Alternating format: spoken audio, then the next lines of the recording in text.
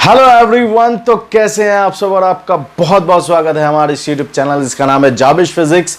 इस वीडियो में हम सॉल्व करने वाले हैं उन फिजिक्स के क्वेश्चंस को जो पूछे गए हैं नीट यूजी 2023 में और जो पेपर हुआ था 7 मई को। और इसी डेट में मैं आज रात में, मतलब ये टाइम कितना हो रहा है, मैं एक सेकंड में टाइम बता दूं, ये 1 बज रहा है और 1 बजे मैं आपको ये वीडियो लेक्चर रिकॉर्ड कर रहा हूं ताकि आपको कल अर्ली इन द मॉर्निंग ये वीडियो आपको दे सकूं, ताकि आप अपने सवाल मिला सको कि आपने कितने करेक्शन किए हैं, आपने कितने सवाल बनाए वो सही है और कितने सवाल जो आपसे रह रहे हैं। और दूसरी चीज कि नीट ने कितना सस्ता और कितना, मतलब फिजिक्स के सवाल और नीट लेवल के, मतलब ये तो अब मैं क्या ही कहूं कि इतना सस्ता सवाल पूछा है, इतना सस्ता सवाल पूछा है कि बच्चे अगर अच्छे से पढ़ के गए होंगे ना, अच्छे से या हल्का भी, मतलब थोड़ा भी फोकस्ड होकर पढ़ा होगा ना, तो सवाल सारे उनके सही होंगे।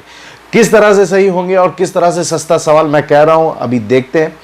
और मैंने यहां पर कुछ क्वेश्चंस लिख रखा है, आपका कौन सा सेट है मुझे पता नहीं, लेकिन आप उसको सेट को निकालो और देखो। इस वीडियो में मैं उन सेट वाइज आपका जो भी है, आप देख लो क्वेश्चन नंबर कौन सा है, उसके अकॉर्डिंग आप मिलाते जाओ और देखते जाओ कि कौन सा आपका सवाल है और किस तरह से उसे बनाया गया और क्या उसका आंसर है। तो चलिए शुरू करते हैं बिना वक्त जाए किए।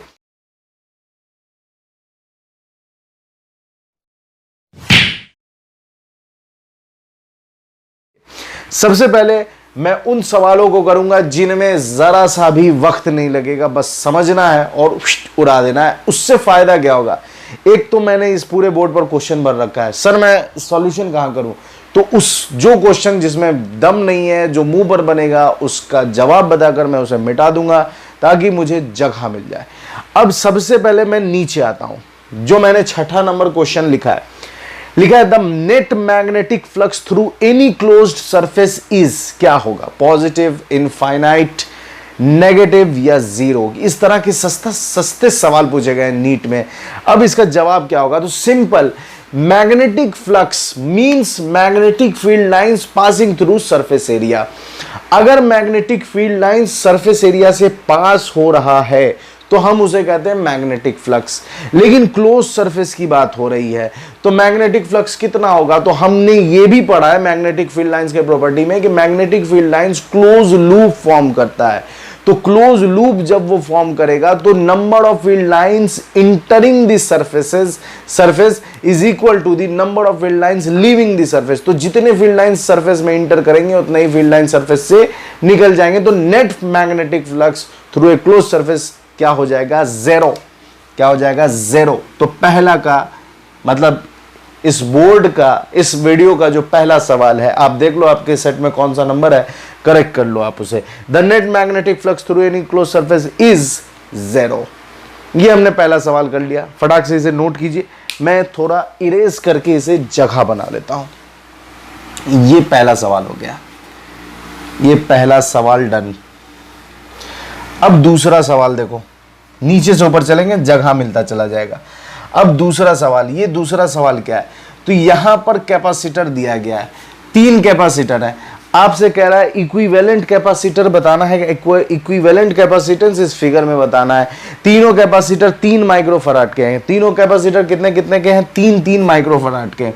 3 माइक्रोफराड के तीनों कैपेसिटर से अब करना क्या है, किस तरह से इसे सॉल्व करेंगे। सिंपल, ये दो आपस पैरेलल में है और ये पूरा पैरेलल कॉम्बिनेशन इसके साथ सीरीज में है। और हमें पता है कि पैरेलल कैपेसिटर के केस में जो हमने रेजिस्टेंस का फॉर्मूला पढ़ा था, इसमें उल्टा हो जाता है। रेजिस्टेंस में सीरीज में R1 + R2 और रेजिस्टेंस के पैरेलल में 1/R1 1/R2 उल्टा हो जाएगा यहां पर। मतलब अगर यहां पैरेलल है तो यहां हम लगाएंगे C1 + C2 और अगर सीरीज में तो लगाएंगे 1/C1 + 1/C2। तो 3 माइक्रोफराड 3 माइक्रोफराड 3 माइक्रोफराड, तो ये दोनों तो पैरेलल में है, तो पैरेलल में तो वो वाला फॉर्मूला लगा देंगे। कौन सा वाला फॉर्मूला लगा देंगे, तो पैरेलल वाले कैपेसिटर के पैरेलल वाला फॉर्मूला लगा देंगे। C कैपेसिटर इन पैरेलल बराबर 3 माइक्रोफराड + 3 माइक्रोफराड, तो ये हो जाएगा 6 माइक्रोफराड। अब ये 6 माइक्रोफराड इसके साथ किसमें, सीरीज में, तो सीरीज वाला फॉर्मूला लगाइए 1/CS = 1/6 माइक्रोफराड प्लस 1/3 माइक्रोफराड। अब दोनों को आप जोड़ दो, दोनों का एलसीएम लोगे तो दोनों का एलसीएम हो जाएगा 6 माइक्रोफराड, और ऊपर आ जाएगा कितना 1, और इधर आ जाएगा 3 से 6 गया 2 टाइम्स तो आ जाएगा 2, तो ये कितना आ गया, ऊपर आ गया 3/6 माइक्रोफराड, तो 3 से ये 2 टाइम्स गया, तो क्रॉस मल्टीप्लाई करोगे तो कैपेसिटर इन सीरीज आ जाएगा 2 माइक्रोफराड। सिंपल कैलकुलेशन, सस्ता कैलकुलेशन और इसका सही जवाब है 2 माइक्रोफराड। इस तरह के सवाल पूछे गए, अब मैं क्या ही बताऊं, इस तरह के सवाल पूछे गए, है ना। द इक्विवेलेंट कैपेसिटेंस कितना आ जाएगा 2 माइक्रोफराड। तो आप इसे भी नोट करो, फिर मैं इसे मिटाकर जगह बनाता हूं ताकि इसके ऊपर वाले क्वेश्चन को सॉल्व किया जा सके। तो फटाक से इसे नोट कर लो, मैं ये मिटा दे रहा हूं। और अगर आपने पहली दफा देखा है, और प्लीज अपने फ्रेंड सर्कल में शेयर कर दीजिए ताकि वो भी अपने आंसर्स मिला सकें और सॉल्यूशन समझ सके कि किस तरह से सवाल बनाया गया है। ठीक है, अब ध्यान से देखते हैं हमारा तीसरा क्वेश्चन इस वीडियो का। तीसरा क्वेश्चन क्या कहता है? तीसरा क्वेश्चन कहता है the magnetic energy in an inductor of inductance 4 micro henry carrying a current of 2 ampere is 4 milli joule. जो भी है ऑप्शन दिया गया है। तो सिंपल, ये तो और सस्ता सवाल था भाई। Magnetic energy stored in a formula, direct formula put कीजिए, उस फॉर्मूले में वैल्यू पुट कीजिए और आंसर आपके सामने है। एकदम सस्ता सवाल। कैसा है सर ये सस्ता सवाल आप क्यों करें? इसलिए कह रहा हूं क्योंकि इसमें जरा भी दम नहीं है, कुछ भी दिमाग लगाना नहीं है, आपको बस फॉर्मूला डालना है और उस पर वैल्यूज पुट करना है और सॉल्व करना है। कहते हैं the magnetic energy stored in an inductor of an inductance कितना होता है? इज होता है हाफ LI²। ये फॉर्मूला है इंडक्टेंस का। इंडक्टेंस में इंडक्टर में जो मैग्नेटिक एनर्जी स्टोर्ड होती है उसका फॉर्मूला है हाफ LI²। आपके पास हाफ L की वैल्यू दी गई है। L की वैल्यू कितनी? 4 माइक्रो हेनरी इनटू करंट की वैल्यू कितनी दी गई है? 2 एम्पियर। तो 2 का स्क्वायर कितना हो जाएगा? 2 इंटू 2। एक 2 से एक 2 हो जाता है डिस्ट्रिक्ट, एक 2 से एक 2 हो जाता है डिस्ट्रिक्ट। तो 4 2 जाए 8 मिली जूल, सॉरी 8 माइक्रो है micro joule. 8 micro joule is the correct answer. तो 8 micro joule is the correct answer. Answer option 3 8 micro joule. किस तरह से सवाल बन रहे हैं यार, नोट कीजिए। फिर मैं इसे मिटा करके ये वाला बनाऊंगा ताकि मुझे जगह मिलती चली जाए। तो फटाक से इसे भी नोट कर लीजिए, मैं इसे भी इरेज कर दे रहा हूं। सिंपल फॉर्मूला पुट करो, वैल्यूज पुट करो, आंसर। फॉर्मूला पुट करो, वैल्यूज पुट करो, आंसर। फॉर्मूला पुट करो, वैल्यूज पुट करो, आंसर। ठीक है, चलिए अब देखिए, अब नेक्स्ट क्वेश्चन है। नेक्स्ट क्वेश्चन क्या है? नेक्स्ट क्वेश्चन क्या कहता है? नेक्स्ट क्वेश्चन कहता है let a wire be suspended from the ceiling. एक वायर है जिसे छत से लटका दिया गया है and stretched by a weight W। उसमें एक वेट लगाया गया है W attached to its free end, उसके फ्री एंड से। The longitudinal stress at any point of cross sectional area A of the wire कितना होगा? इतना भाई ये किस तरह के सवाल पूछ रहे हो नीट? ये किस तरह के? थोड़ा तो लेवल बढ़ाओ। आपसे क्या कर रहा है? ये सेलिंग है, इस सेलिंग से यहां पर, इस सेलिंग से यहां पर, इस सेलिंग से यहां पर, ये एक रॉड है, एक वायर है, एक स्ट्रेच्ड वायर है। ठीक है, ये एक स्ट्रेच्ड वायर है और यहां पर इसका क्रॉस सेक्शन एरिया है। थोड़ा गीला ज्यादा है इस वजह से चल नहीं रहा है कलम, खैर कोई बात नहीं। स्ट्रेच्ड वायर है ये, इसका क्रॉस सेक्शनल एरिया A है और इसका लेंथ जो भी होगा, ठीक है, ये सेलिंग से लटका हुआ है और इसमें एक वेट लगा दिया गया, इसमें एक वेट लगा दिया गया है W। और आपसे पूछ रहा है लॉन्गिट्यूडनल स्ट्रेस कितना होगा? तो स्ट्रेस का फॉर्मूला क्या होता है? स्ट्रेस का फॉर्मूला होता है, लॉन्गिट्यूडनल स्ट्रेस का फॉर्मूला होता है, लॉन्गिट्यूडनल स्ट्रेस का फॉर्मूला होता है, लॉन्गिट्यूडनल स्ट्रेस का फॉर्मूला होता है फोर्स अपॉन एरिया। यहां फोर्स क्या लग रहा है? ये W ही तो फोर्स लगा रहा है। फोर्स कौन लगा रहा है? W ही लगा रहा है। तो W upon A means W ऐसे लिख दो जैसा आंसर दिया है। देखो इसमें कौन सा है? फर्स्ट नंबर सर, इसका तो फर्स्ट नंबर आंसर होगा। ये इस तरह के सवाल पूछेंगे भाई, 1 मिनट में 4 सवाल आप बना सकते हो। इस तरह के सवाल पूछेंगे और टाइम बचा सकते हो कुछ कॉम्प्लेक्स क्वेश्चन के लिए। तो देख रहे हैं आप किस तरह के सस्ते सवाल पूछे गए। इसे भी नोट कीजिए ताकि हम आगे बढ़ें और अपने नेक्स्ट क्वेश्चन को करें अच्छे से। ये कुछ ज़्यादा ही गीला हो गया है, इस वजह से थोड़ा ड्राई होने में वक्त लग रहा है। अब इसके बाद हम तीसरा सवाल करेंगे, मतलब आइए अब नेक्स्ट क्वेश्चन करते हैं। नेक्स्ट क्वेश्चन क्या कहता है? नेक्स्ट क्वेश्चन कहता है in an electric dipole is placed at an angle of 30 degree. मतलब सबसे पहले आपको थीटा दे दिया कितना, 30 डिग्री। सबसे पहले आपको थीटा गिवन है 30 डिग्री। इलेक्ट्रिक फील्ड कितना दिया गया है? ई वेक्टर दिया गया 2 × 10⁵ न्यूटन कूलम इनवर्स, ये दिया गया। It experiences a torque equals to 4 newton, मतलब टॉर्क भी दे दिया गया 4 Newton metre.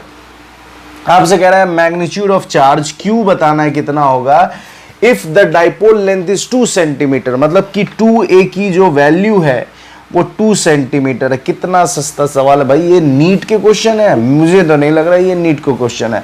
Torque is equal to formula होता है PE sin थीटा। अब आपको टॉर्क दिया हुआ है, टॉर्क कितना है 4, पुट कर दो। डाइपोल मोमेंट P क्या है यहाँ पर, डाइपोल मोमेंट। डाइपोल मोमेंट का फॉर्मूला क्या था, Q × 2a।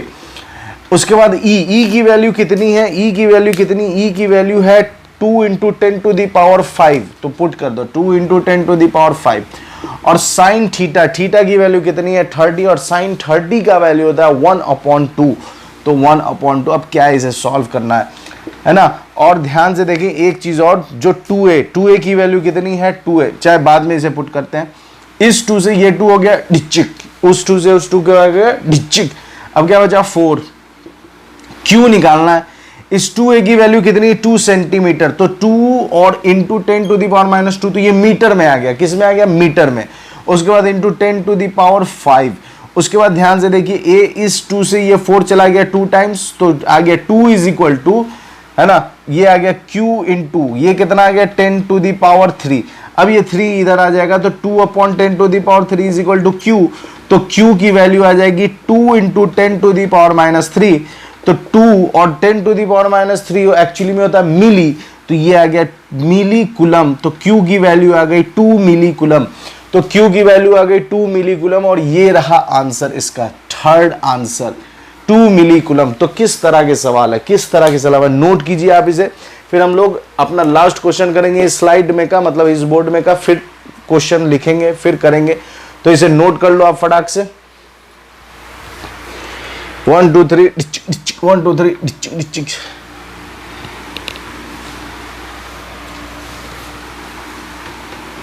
ठीक है। और बताना मुझे कमेंट में कि कितने सवाल आपके सही हुए हैं। मुझे कमेंट में जरूर बताना कि कितने सवाल आपने सही किया है। ये सब तो मुझे नहीं लगता कि आपने गलत किए होंगे, ये इतने तुच्छ सवाल हैं कि मुझे नहीं लगता कि आपने गलत किए होंगे।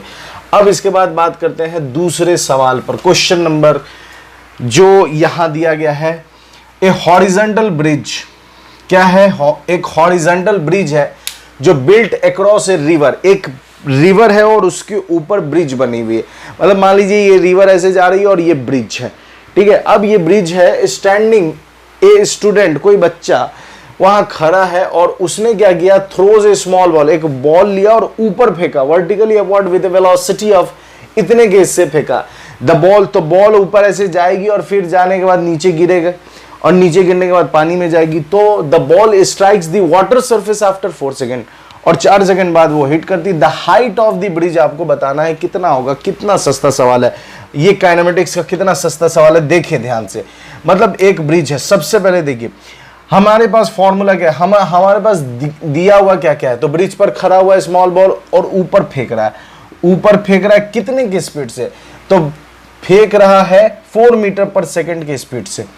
और मान लीजिए यहाँ नीचे पानी है और ये बॉल जाकर नीचे गिरती है, तो इस पूरे में टाइम कितना लगता है, 4 सेकेंड, ठीक है। आपसे पूछ रहा है कि ये हाइट कितनी होगी, ये हाइट कितनी होगी। तो सिंपल, ऊपर वाले डायरेक्शन को सबसे पहले हम लेंगे पॉजिटिव और नीचे वाले डायरेक्शन को हम लेंगे नेगेटिव। ऊपर वाले डायरेक्शन को हमने ले लिया पॉजिटिव और नीचे वाले डायरेक्शन को हमने ले लिया नेगेटिव। और हमारे पास जो फॉर्मूला है डिस्प्लेसमेंट वाला, h is equal to ut plus half minus g² sir minus क्यों लगाया, क्योंकि डायरेक्शन हमने नीचे लिया और आपको पता है एक्सेलरेशन ड्यू टू ग्रेविटी नीचे लगता है, इस वजह से g नीचे होगा। तो ये डिस्प्लेसमेंट का फॉर्मूला है। अच्छा डिस्प्लेसमेंट कितना हुआ, तो डिस्प्लेसमेंट ये h, यही तो हमें निकालना है, h ही तो एक्चुअली में निकालना है डिस्प्लेसमेंट। तो ये डिस्प्लेसमेंट का फॉर्मूला है, S is equal to u t plus half a t square, उसी पर ये सेट किया हुआ है। H हमें निकालना है, H हमें निकालना है, तो UY कितना है, चूंकि ऊपर फेंका गया है तो पॉजिटिव। टाइम कितना लग रहा है, तो 4 सेकेंड, टाइम कितना लगा 4 सेकेंड, प्लस हाफ, G कितना लेना है, तो G लेना है 10, तो -10 इंटू टाइम कितना है 4, तो 4 का स्क्वायर कर दो तो कितना हो जाएगा 16। तो 2 से ये चला गया कितने टाइम्स में, 8 टाइम्स में, 2 से 16 चला गया 8 टाइम्स में, तो H आ गया 16 माइनस 80, और 16 में से 80 घटाओगे तो आएगा minus, H is equal to आ जाएगा -64। 60 माइनस मीन्स नीचे, माइनस मीन्स नीचे, मतलब हम जो कैलकुलेशन कर रहे हैं वो एक्चुअली में कैलकुलेशन कहां से कर रहे हैं, हम कैलकुलेशन यहां से कर रहे हैं। हमारा ओरिजिन ये है, हमने सारी कैलकुलेशन इस पॉइंट को ओरिजिन मानकर की है, इसलिए यहां से नीचे की दूरी नेगेटिव, क्योंकि हमने डाउनवर्ड डायरेक्शन नेगेटिव माना है, तो H इज इक्वल टू कितना हो गया -64। तो ध्यान से देखिए, माइनस तो नहीं है लेकिन 64, मैग्नीट्यूड वाइज आंसर मिल गया हमारा। कितना है, the height of the bridge कितना होगा 64, और ब्रिज की हाइट होगी जमीन से कितनी, अबव द वाटर सरफेस, तो 64 मीटर। तो फटाक से इसे भी नोट कर लीजिए, फिर हम कुछ और सवाल अभी करेंगे, है ना। इस बोर्ड पर इसी तरह लिखा हुआ मिलेगा, पहले आप इतना नोट करो। फर्स्ट हमारे सामने कुछ और क्वेश्चंस हैं, देख लेते हैं उसे भी, और कितना कैसा सवाल, कितना सस्ता सवाल पूछा गया है। सबसे पहले, the venturimeter works on, venturimeter किस पर काम करता है, Bernoulli's principle, BP Bernoulli's principle, due to lack of space, मैंने इतना छोटा लग दिया है, Huygens principle, parallel axis, theorem of parallel axis, theorem of perpendicular axis. तो सबसे पहली चीज कि थ्योरम ऑफ पैरेलल एक्सिस और थ्योरम ऑफ परपेंडिकुलर एक्सिस तो हम मोमेंट ऑफ इनर्शिया निकालने के लिए फाइंड करते हैं, मतलब मोमेंट ऑफ इनर्शिया फाइंड करने के लिए यूज करते हैं, तो ये दोनों तो वन है। हाइजीन प्रिंसिपल किसके लिए होता है, वेव थ्योरी के लिए। तो बचा कौन, बर्नौलीज प्रिंसिपल। उससे पहले वेंटुरीमीटर क्या होता है, वेंटुरीमीटर एक डिवाइस है जिससे हम फ्लो ऑफ फ्लूइड और उसके प्रेशर, इस दो बातों का पता लगाते हैं। तो फ्लूइड से रिलेटेड बात है, प्रेशर से रिलेटेड बात है। किसका प्रेशर, फ्लूइड के प्रेशर की बात है, तो जाहिर सी बात है मोमेंट ऑफ इनर्शिया वाला तो ऑप्शन होगा नहीं, हाइजीन प्रिंसिपल तो होगा नहीं, वो तो वेव से रिलेटेड है। तो बचा कौन, बर्नौलीज प्रिंसिपल। तो वेंटुरीमीटर किससे रिलेटेड है, ब्लड, ये बर्नौलीज प्रिंसिपल से। बात समझ में आ रही है, तो फटाक से इसे नोट कीजिए, फिर हम लोग आगे बात करेंगे। अब दूसरा सवाल क्या कहता है, दूसरा सवाल कहता है the minimum wavelength of X rays, minimum wavelength of X rays produced by an electron accelerated through potential difference of V। पहले इसे मैं मिटा दूं ताकि आप समझ सको अच्छे से, ये मैं मिटा दे रहा हूं, ठीक है। चलिए, ये मैंने मिटा दिया। क्या कह रहा है क्वेश्चन कह रहा है the minimum wavelength of X rays produced by an electron accelerated through potential difference of V, मतलब V volts, is proportional to किसके प्रोपोर्शनल होगा। तो हमें एक फॉर्मूला दिमाग में सोचना पड़ेगा, दिमाग में सोचना नहीं पड़ेगा, मतलब हमने एक फॉर्मूला पर रखा है। क्या है वो फॉर्मूला, हमने एक फॉर्मूला पर रखा है जिसे कहते हैं law of photo electric effect, जो कहता है कि Hc upon lambda is equal to E into V. ये रिलेशन दिमाग में होना चाहिए। Hc upon lambda is equal to E into V. H क्या है, प्लैंक कांस्टेंट, C क्या है, स्पीड ऑफ लाइट, लैम्डा क्या है, वेवलेंथ, E क्या है, चार्ज ऑफ एन इलेक्ट्रॉन, और V क्या है, वोल्टेज। तो लैम्डा अगर हम उधर ले जाएं तो लैम्डा इज इक्वल टू क्या हो जाएगा, Hc अपॉन EV, मतलब लैम्डा किसके प्रोपोर्शनल है, 1/v के प्रोपोर्शनल। लैम्डा किसके प्रोपोर्शनल, 1/v के। तो इसका आंसर हो जाएगा फर्स्ट 1/v। ये किस तरह का क्वेश्चन था, मतलब क्या लेवल है, एकदम सस्ते सवाल, सस्ता सवाल, नोट कर लो इसे, 1/v। तो क्वेश्चन नंबर 13 भी आपका हो गया। अब इसके बाद देखें एरर्स की बात है। The errors in the measurement which arise due to unpredictable fluctuations in temperature, and voltage supply are, तो पर्सनल एरर तो होगा नहीं, लीस्ट काउंट एरर तो होगा नहीं, इंस्ट्रूमेंटल एरर तो होगा नहीं, क्योंकि टेम्परेचर में फ्लक्चुएशन आ रहा है अनप्रेडिक्टेबली, और उससे वोल्टेज और वोल्टेज सप्लाई में भी फ्लक्चुएशन आ रहा है ना, और जिससे मेजरमेंट में क्या पैदा हो जा रही है, एरर। तो इसका जवाब हो जाएगा रैंडम एरर। ये क्या है? रैंडम एरर है। तो इसका जवाब क्या हो गया? Random error, random error. तो ये 3 क्वेश्चंस आपने देख लिए, इसको नोट कर लो। फिर मैं आगे बढ़ता हूं और इसे इरेज कर देता हूं, बिना वक्त जाए के इसे इरेज कर देता हूं। चलिए, ये मैंने इसे इरेज कर दिया, ये मैंने इसे इरेज कर दिया। अब देखते हैं दूसरा क्वेश्चन, ठीक है। तो अब क्वेश्चन क्या कह रहा है? इन ए सर्किट जादू की जप्पी दे रहा है। In a circuit LCR circuit, the inductance L दिया हुआ है 10 मिली हेनरी, कैपेसिटेंस सी दिया हुआ है 1 माइक्रो फैराड, और रेजिस्टेंस दिया गया है 100 ओम। आपसे पूछ रहा फ्रीक्वेंसी जिस पे रेजोनेंस ऑकर हो। तो रेजोनेंस की कंडीशन तो आपको पता है ना, रेजोनेंस की कंडीशन पता है, XL is equal to XC हो जाएगा, तभी तो रेजोनेंस होगा, क्योंकि नेट इम्पीडेंस मिनिमम होना चाहिए। तो एक्सएल इज इक्वल टू, तो एक्सएल का फॉर्मूला होता है एल ओमेगा, एक्ससी का फॉर्मूला होता है 1/c ओमेगा। तो ये हो जाता है आपको omega square is equal to 1/LC, तो ओमेगा इज इक्वल टू हो जाएगा 1/√LC, और ओमेगा बराबर क्या होता है 2 pi F is equal to 1/√LC। तो हमें निकालना है फ्रीक्वेंसी, तो आ गया 2 पाई √LC। अब वैल्यूज पुट कर दो, क्या है, सिर्फ वैल्यूज पुट करना है। तो f इज इक्वल टू आ गया 1/2 पाई, 2 पाई मतलब 3.14 इंटू √L। L कितना है? 10 मिली, तो 10 मिली मीन्स 10⁻⁻3।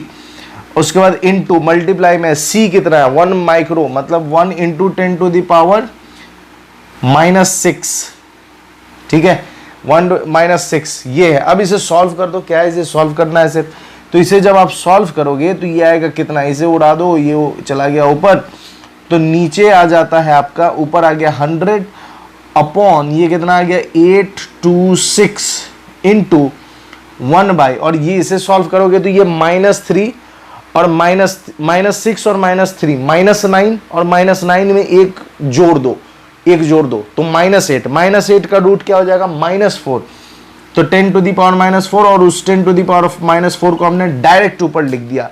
तो अब इसे क्या करना है, इसे अगर आप देखो सॉल्व करके, तो इसमें से 100, इसको क्या करो आप देखो यहां, इसको हम ऐसे लिख सकते हैं 10 1000 अपॉन 628 इंटू 1000, ऐसे लिख सकते हैं, है ना। 4 जीरो में से एक जीरो इधर दे दिया तो 1000 हो गया। अब 1000 अपॉन 628 कितना हो जाएगा?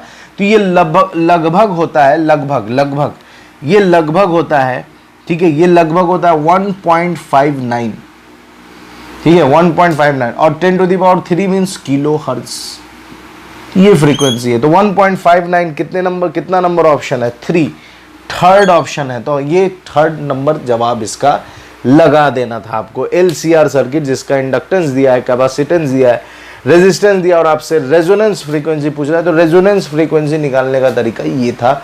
आपने बनाया है, और मुझे पता है आपने बनाया है, इस तरह के सवाल पे आप नहीं अटकते।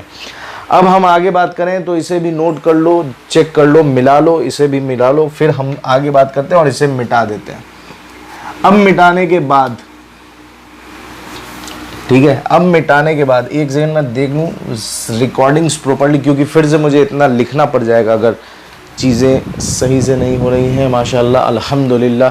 चलिए अब ध्यान से देखिए, इस सवाल को करने से पहले 9 नंबर क्वेश्चन करता हूं मैं। 9 नंबर ध्यान से देखिए, कहता है the potential energy of a long spring when stretched by 2 centimetre is you.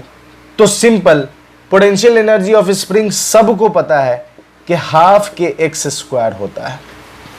Potential energy of spring कितना होता है? ½ के x²।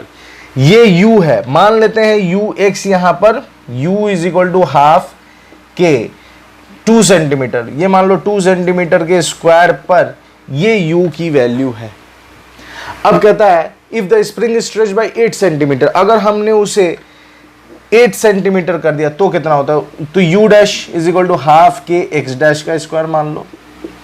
तो हाफ के और एक्स डैश एक्चुअली में कितना, स्ट्रेच बाय 8 सेंटीमीटर, तो 8 का स्क्वायर। तो हाफ के 8 को हम क्या लिख सकते हैं 16, और 16 को इसको अगर हम ऐसे लिख सके हाफ के, और 16 को क्या लिख सकते हैं, तो 16 को हम लिख सकते हैं 2। 16 को कैसे लिख सकते हैं 16, अगर आप ध्यान से देखो तो इसे क्या लिख सकते हैं हम, इस वाले को थोड़ा देखो, हाफ के इसे क्या लिख सकते हैं 4, 2 का स्क्वायर 4, तो इसे क्या लिख सकते हैं हाफ के 4 इंटू 4। अब ध्यान से देखो हाफ के 4, हाफ के 4, हाफ के 4 u होता है, तो u इंटू 4, तो u डैश हम निकाल लेते हैं, तो नया जो पोटेंशियल है वो कितना है 4 times u, 4 times u, 4 times u 1, इसका आंसर 1।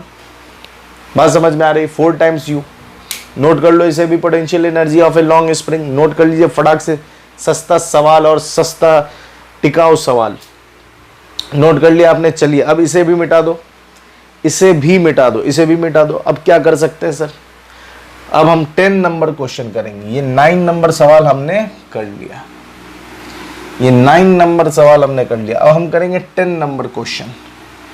10 नंबर क्वेश्चन क्या कह रहा है, error, percentage error. Sir percentage error निकालना, कुछ इसमें खतरनाक बात नहीं थी, सब आसानी से बनने वाला।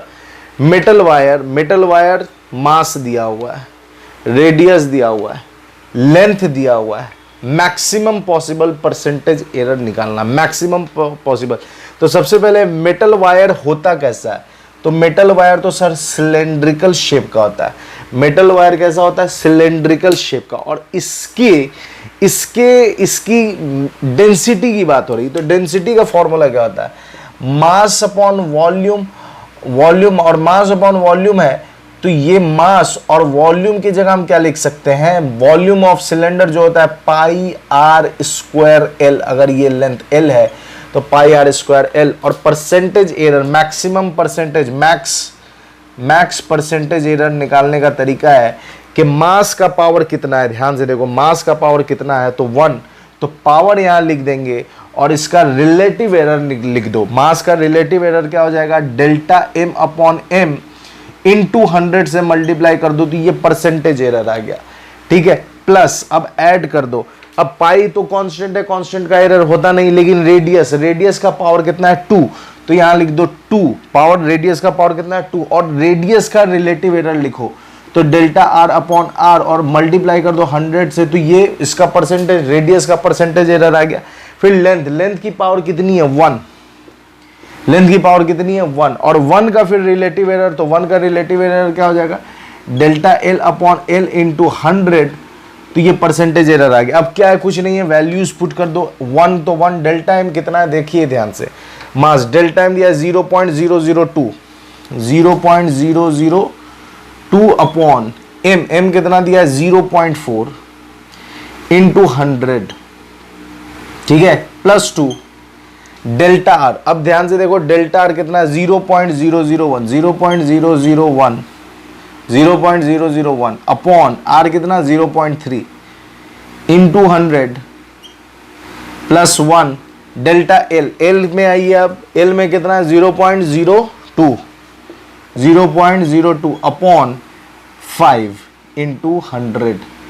अब क्या है, इसे सॉल्व कर देना है, तो नियर अबाउट कह रहा है ना, नियर बाई कितना आएगा, तो सॉल्व करो, इसका एक डेसिमल हटाओ तो इधर आ जाएगा कितना, इधर आ जाएगा 1000, 1 2 3, 3 0 आ गए, इसका हटाओ तो यहाँ एक और 0, तो ये 3 0 से 3 0 चिक, और 2 से 4 चला गया तो 1/2, तो ये आ गया 1/2 प्लस, अब इसका एक 0 उड़ाओ तो नीचे आ जाएगा 1000, इसका एक 0 उड़ाओ तो ऊपर 1000, ये 1000 से ये 1000 चिक, तो कितना आ गया 2/3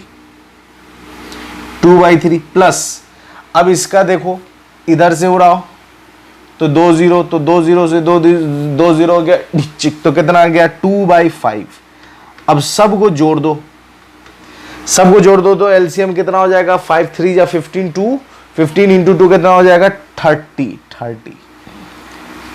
अब ये कितना आ गया ऊपर 15 प्लस ये कितना आ गया 20 प्लस ये कितना आ गया 5 6 या 30 और 6 2 या 12।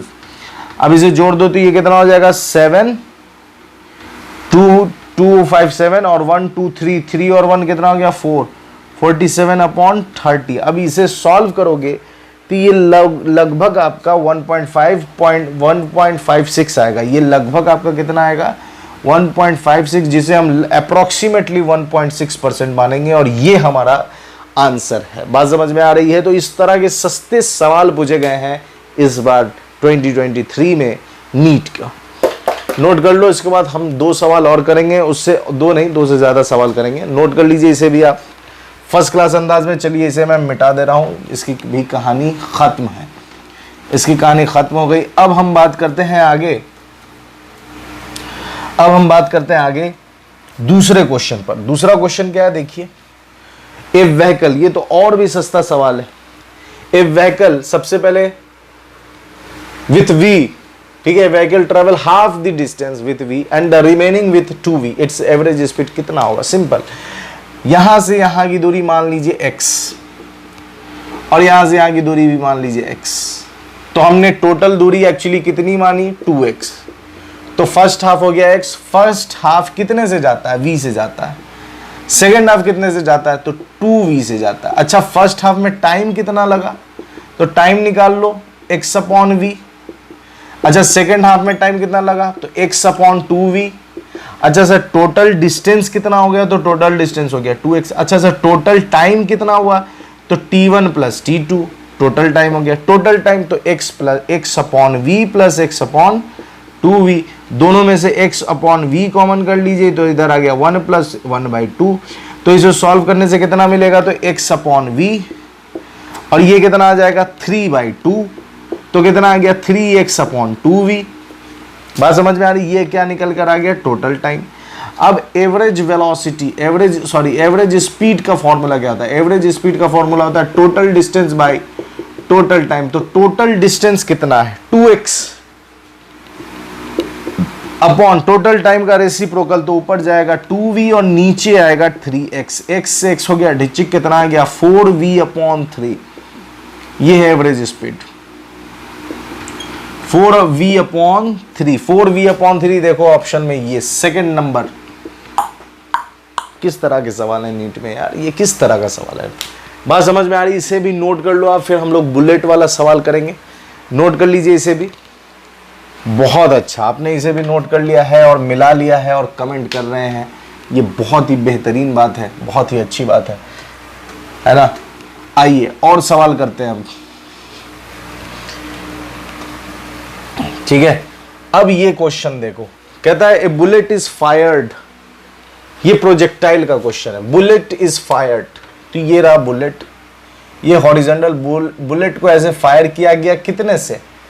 280 मीटर पर सेकेंड की स्पीड से फायर किया गया at direction 30 degree above the horizontal. आपसे पूछ रहा maximum height, oh maximum height कितना होगा? तो एच मैक्स का फॉर्मूला होता है u स्क्वायर बाई 2g।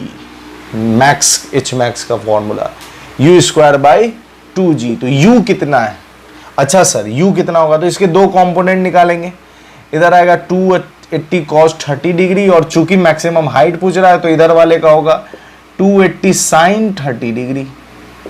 तो u हो गया आपका 280 sin 30 डिग्री का होल स्क्वायर अपॉन 2 और g लेना है 10। g कितना लेना? सॉरी 9.8 लेना है। g लेना है कितना? 9.8। g लेना है 9.8। तो सॉल्व कर दो। 280 into 280 into sine 30 1/2 into 1/2 into ये रहा 1/2 इंटू 1/9.8। ये 2 यहां लिख दिया, ये 9.8 यहां लिख दिया। अब क्या है इसमें? 2 से ये गया कितना बार में? 40 टाइम्स। इसे ऊपर कर दो तो 10 आ गया। अब 40 से देखो, 7 से ये चला गया, 7 1 जा 7 7 7 1 जा 7 7 4 जा 28 और 7 से ये चला गया 20 टाइम्स। अब देखो 14 से ये चला गया कितने बार में? 2 टाइम्स। कितना? अब ये 2 चला गया इससे 10, फिर ये 2 चला गया इससे 10, कितना आ गया? 10 इंटू 10 इंटू 10 1000 metre, 1000 metre answer, 1000 metre answer. क्या है ये? इस तरह के सवाल पूछे गए नीट में, इस तरह के सवाल। तो बात समझ में आ रही है, यहां तक की कहानी समझ लिए हैं। अब आपकी स्क्रीन पर एक क्वेश्चन डिस्प्ले हो रहा है, उसे भी हम लोग समझ लेते हैं। तो ध्यान से देखिए, आपके स्क्रीन पर जो क्वेश्चन डिस्प्ले हो रहा है क्वेश्चन कि a full wave rectifier circuit consist of 2 PN junction, consist of 2 PN junctions, diodes, a center tapped transformer, capacitor and a load resistor. Which of these component remove the AC ripples from the rectifier output? तो कौन सा component इसमें से AC ripple को which of this component remove, AC ripple को remove करने का काम कौन सा करता है? तो ये करता है कैपेसिटर। अगर आपने फिल्टर सर्किट पढ़ा है तो आपको पता होगा कि जो कैपेसिटर है वो कैपेसिटर इस रिपल को, एसी रिपल को हटाने का काम करता है। तो इसका सही जवाब हो जाएगा कैपेसिटर, है ना। इसका सही जवाब क्या हो जाएगा? कैपेसिटर। उसके बाद देखिए दूसरा क्वेश्चन है कि if close integral of E vector dot ds vector is equal to 0 over a surface, then क्या होगा? The magnitude of electric field on the surface is constant.